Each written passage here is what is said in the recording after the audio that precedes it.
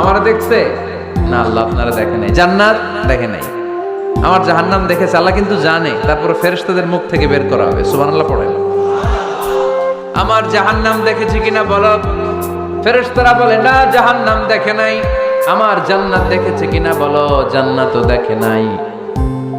কিছুই দেখে নাই, আপনারেও দেখে নাই। আল্লাহ এবার খুশি হয়ে যাবে।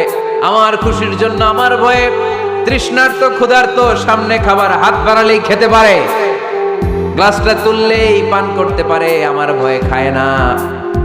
আমার ক্ষমা চায়, আমার কাছে ক্ষমা প্রার্থনা করে। এখন আমার বান্দা যা দোয়া করবে, বান্দার সব দোয়া আমি কবুল করে নেব। আল্লাহর ভালোবাসা সফট কর্নার খুব গ্রো করে। যোগ্য যে খুব মারতে হবে, ঠিক কিনা? সময় মতো কাজ করতে হবে। সময়ের 1 ফোঁট, অসময়ের 10 ফোঁট। সময় মতো 1 ফোঁটা দিলে যেই লাভ, অসময়ে 10 ফোঁটা দিলে ওই লাভ হবে না। সময় মতো কাজ করতে হবে। ইফতারের আগ মুহূর্তে দোয়া করবেন। বাইনাল আযানি ওয়াল ইকামা, আল্লাহর হাবিব সাল্লাল্লাহু আলাইহি ওয়াসাল্লাম বললেন, আদ-দুআউ লা ইউরাদ্দু বাইনাল আযানি ওয়াল ইকামা। আযান এবং ইকামতের মাঝখানে দোয়া করলে ওই দোয়া আল্লাহ কখনো ফিরিয়ে দেয় না। জোহরের আযান হইছে, সুন্নাত নামাজ পড়ে বসে আছেন, মুয়াজ্জিন সাহেব আসে না, ইমাম সাহেবও বের হয় না। এই সময়টা অনেকে কিছুই করে না, ঘড়ির দিকে তাকায় থাকে, মোবাইল টিপে, পাশের লোকের সাথে কথা বলে। কিন্তু এটা যে it's a very high time to make দোয়া, এটা যে দোয়া করার সবচেয়ে দামি সময়, এটা অনেকে টেরই পায় না।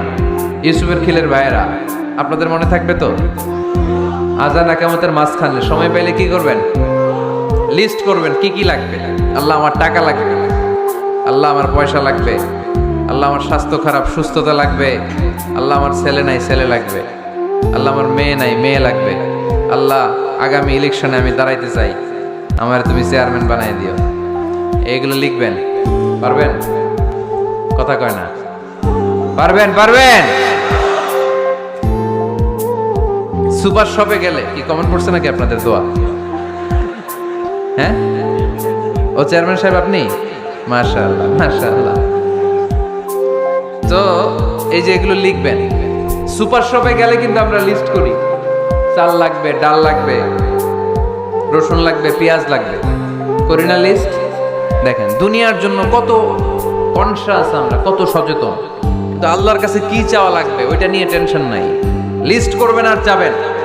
এরপর আল্লাহর হাবিব বললেন, দুবুরা সালাওয়াতিল মাকতুবা, প্রত্যেক ফরজ সালাতের পরে আমরা যে আল্লাহর কাছে দোয়া করি, ওই দোয়া কবুল করে কে?